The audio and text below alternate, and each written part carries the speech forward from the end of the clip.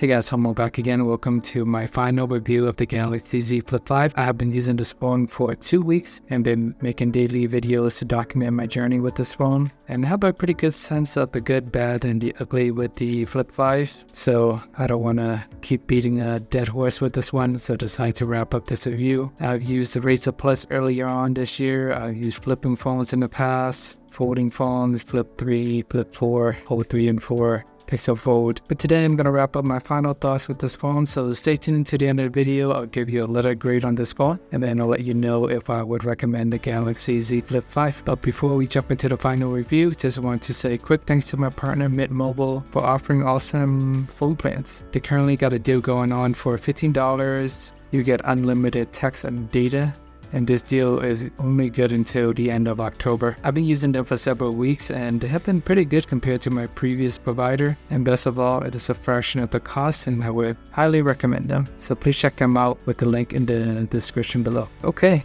now let's jump into the final review with this phone. I'm going to do a power ranking style, so I have 7 categories here. Just going to go through all the categories. Each one will have a total score of 5. I'm going to rank them from 1 out of 5, tally it all up at the end, and give you guys a final grade. So we'll start off with the cool factor. I will give this phone a 5 out of 5. I mean, at the end of the day, it is a phone that folds, so you're paying for the novelty factor, you're paying for the cool throwback Motorola flip phone back in the early 2000s. You can show off to your iPhone friends that your phone folded and theirs doesn't. So cool factor is stylish, it's nice looking, and it definitely is going to catch people's attention if you use this phone in public, taking it out, folding it, unfolding it, can even hang up on people if you wanted to. Although I always wanted to do that, but I'm so used to using a regular candy bar shaped phone for so long that I'm so used to just pressing the red button to hang up that I never really get to shut the phone and actually remember to hang out with people that way. And on top of that, I don't really spend a lot of time talking on the phone anyway, so that could be a part of it. But nonetheless, in public, if you want to yell at somebody and hang up your phone by slamming it shut, cool factor is all there. Huh, interesting. There's a green dot on my cover display. Right now I'm recording this video, and there's a green dot right there. Long and behold. Okay, I'm trying to wrap this video up in 10 minutes without stopping it. So, what to do? Okay, prices averted. I had to stop recording the video to see what that green dot was. I still have no idea what it is, but it only shows up on the cover screen as I'm recording a video or taking a picture. But once I go back to the regular cover display, the always on display is not there. At first I thought it was a broken pixel or something, but now that I notice it, it's just staring at me while I'm recording video. So who knows, maybe it is a broken pixel, but only shows up when I'm recording it versus just using it on a normal day-to-day basis. But nonetheless, cool factor, 5 out of 5, just because of the fact it is a folding phone. Next on the list, we got design. I gave them a 3 out of 5, even though it is cool to have a folding phone, but design and practicality, it is not really there. And plus, the crease is still there, even though they have an improved hinge this year. That does prevent a lot of dust from getting in, but once the phone is open and you're using it normally, it still does get dusty over time. Luckily, it does have water resistance, so you can just wash it off or wipe it with a towel or something. Ironically, the cool folding phone is also a double-edged sword, and the crease in the middle is still there. You don't really notice it on a day-to-day basis unless you're using a white background. Then it's going to pop up more occasionally when you're scrolling back and forth. It is in the middle of the phone, so you're going to rub against it. But even though I've used flipping phones in the past, this one, I discovered that while I was driving on a bright sunny day, that the crease will pop out more if you're wearing a polarized sunglasses. Very distracting, and in addition to that, around the edges, it looks very holographic and a really weird effect. It's distracting. It actually hurt my eye a little bit, and just something I do want to point out. You drive around a lot, you have to wear sunglasses. Having a flipping phone, just because of the fact that the crease pop out, is not a flat glass, it's a bendy glass, so when light hits it, whatever happens, it just creates this really weird rainbow effect in the middle. Really distracting when you're driving and using it as GPS. So the phone can fold, but the crease is there, it's ugly, and it has weird side effects like driving with sunglasses on. And just opening the phone itself is kind of a pain, especially with one hand. You can pry it open, one hand, try to force it out, or you can flick it open, but that's always dangerous because you can potentially toss the phone. And the phone itself is so slippery that even when I'm trying to pry the phone open with one hand, I actually dropped it on a shopping cart one time, just because it's so long and slippery and hard to handle. I understand you can put a case on it, but me in general, I am team no case.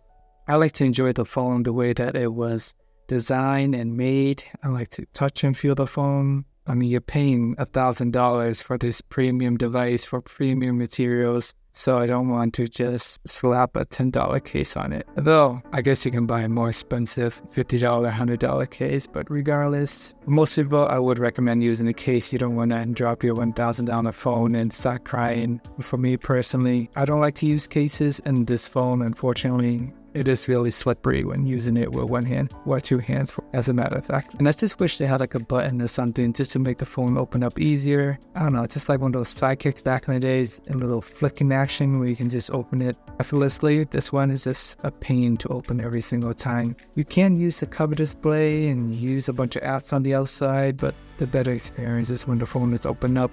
With the cover screen, it's just better for looking at notification, quick glance at things like that. You can respond to a few texts here and there, but it's not really practical in a sense. But I do rather have it and not. And just because the fact that this phone is so long and narrow, it is actually a 6.7 inch display, almost 7 inches. So although when it's folded, it's just compact, but when you're using it on a day-to-day basis, it is not really a compact phone. This phone is almost 7 inches long. So when you're trying to reach the top half of the screen, you have to like tilt your phone forward, and then you got to shift your finger back and forth, do some gymnastic. If you just open up your phone, you didn't unlock it yet, you got to slide your finger up to hit the unlock button. Unless you already unlocked it while the phone was closed, then you can save a step. But it's just a lot of things to consider how you want to interact with the phone. Do you use the cover display and unlock it there? Do you open it up and then unlock it? It's just a lot of steps.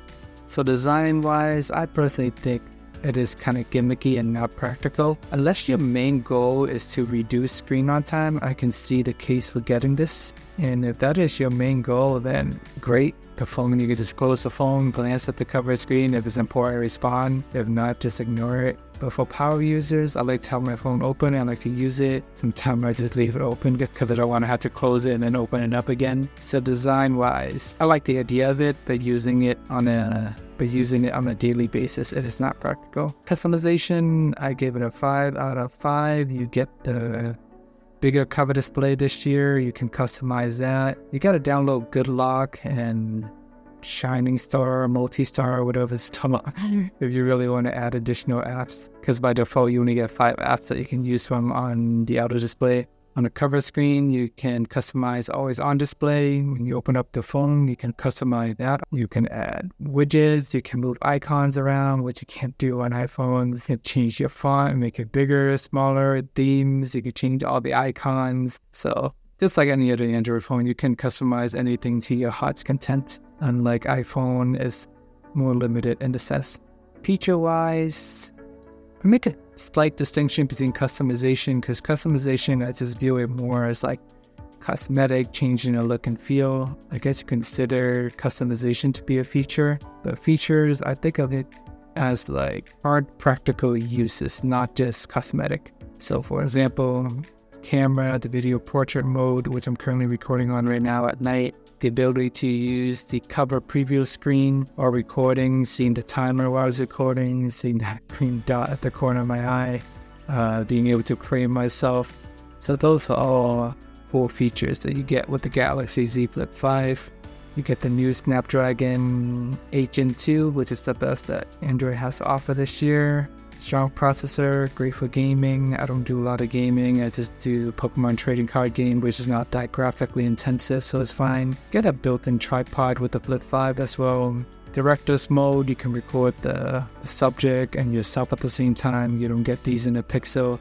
So there's a lot to like about all the features that the Flip 5 has to offer. The only reason why I deducted 1 point is because it lacks Samsung DeX, which allows you to use your phone on your desktop computer. But the $800 Galaxy S23 have it, so that's my only complaint there. And you only get 2 cameras with this phone. You get the main camera, and then you get the wide-angle camera. This missing a 2x or 3x camera. That would have been nice to get a little bit more of a zoom sometimes. Just makes life a little bit easier and more fun, I guess. It's also missing dust resistant as well, so you're still making compromises here. For apps, app sizes give it a 5 out of 5. On the Android store, they practically have any apps that you can think of. There's really nothing that I need on a day-to-day basis that the iPhone has that I say I wish Android had as well. So no complaints there. With the Galaxy Z Fold 5, when I was using that, I find that on the larger screen, a lot of the apps are not optimized. So I deducted a point for the Fold 5, but with the Flip 5, when you open it up, it's practically the same size as any regular smartphone. So no issues or complaints there. Next on the list, we got updates. I gave Samsung a 4 out of 5 here. Samsung used to be the king of updates on the Android side of the house, offering 4 years of software updates and 5 years of security updates. Apple generally support their phone for at least 5 to 6 years. Google, with the Pixel 8, they recently announced that they're going to support their Pixel for an incredible 7 years. So we'll see if Samsung's going to make any changes next year. But that's always nice to see that these products are getting supported in the long run. Google is always known for killing off their products. They may say 7 years now, but the Pixel series might not be around by then. So we'll see where the Pixel will be 7 years from now. But at least for now, Samsung is gonna support the Flip 5 for 4 years, and I'm pretty confident that they will stand by their words. Next on the list, we got the ecosystem. Samsung and Apple, they both have incredible ecosystems. It just all depends which one you want to use or you prefer. Like, they both basically do the same exact thing. But the fact that it matters is Apple, they just dominate the premium smartphone space. So all the high-end iPhone 14 Pro Max, 15, the whole iPhone lineup, the high-end one, they are the highest selling phones in the world. Samsung, on the other hand, they do have a lot of phones in the top 10 as well, but most of them are just the A series. And so that tells me that the premium space, Apple has pretty much got people locked inside the ecosystem. People willing to pay all these premium high-end smartphones like the iPhone 14 Pro Max, then they're likely to buy iPads, Macs and all that, and just gonna make more people use their ecosystem. An ecosystem really depends on who else using it, because you may have the best ecosystem in the world. If I'm the only one using it, then it's really not gonna be that beneficial for me. All my friends and family, they're all iPhone users. It makes life a little bit more challenging, sharing videos, sending photos, being in group chat. People in the US, for whatever reason, they don't want to just download WhatsApp or another app and just everyone can be synchronized. People just use the default messaging that comes with the phone. And it is what it is. So unfortunately in the US, I got to knock off a point there, but all around the world, if you have all your Samsung products, you're a big Samsung fan, feel free to give them a 5 and rate them whatever you want. But this is just my own personal experience having to deal with iPhone users and explaining to them all of the politics, all the technology behind the scenes, green bubbles, blue bubbles, all that nonsense. Okay, next on the list we got value. And this is the last criteria that I have. So for value, I think $1,000, this phone is still a little bit on the pricey side. You're paying for a fashion statement. It technically is compact when you fold it in half, but you really think about it, I would argue the S23 is more compact and practical. S23 is a 6.1-inch display. It is $800. Has a better camera, it has DeX, it has dust resistant, but with the Flip 5, you're paying more and you're losing some of these features, and you're just essentially paying for a fashion statement. And I don't like the fact that Samsung did not offer a budget variant this year compared to Motorola Razr and the Razr Plus. They have a budget variant of the flip phone, which is a $700. I think that is much more reasonable and easier for people to try out these flipping phones because it's so expensive. When the Flip 2 or 3 came back in the days, it was like $1,300 or $1,400. I'm glad they got it down to $1,000. I hope to see that next year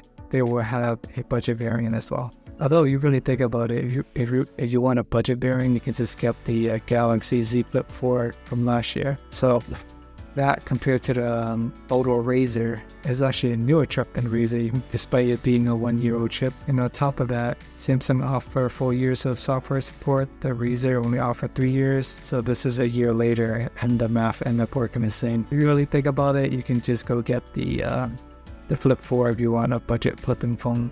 Year-old phone, but specs and everything is all good.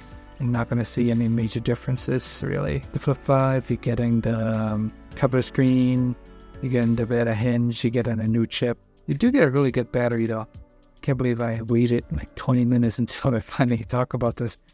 But so far, my experience with this phone, the battery has been great. I've been getting a full day of battery. I know everybody say they get full day of battery, but that's not really the case for every single phone. For me, full day, what I consider is by the time I start my day, 8 or 9 a.m. to the time to go to bed, if I can go do everything I want and not have to think about charging my phone at all until nighttime, I think that's considered great battery life. When I had the Z Flip 4 last year, I would need to charge it by midday or towards the end of the day. So that's a big improvement this year with the Galaxy Z Flip 5. Alright, so for the final score, I got this 34 out of 40. So 85% solid B. I would recommend this phone, but it all depends on what phone you're coming from, and it depends on what you're trying to achieve. If you're looking for something small and compact, this one is small, it's kind of compact, but maybe the S23 might be better. If you just want a folding phone, it depends what you're trying to do with the folding phone. You want to use your phone less, get the Flip 5. If you want to use your phone more,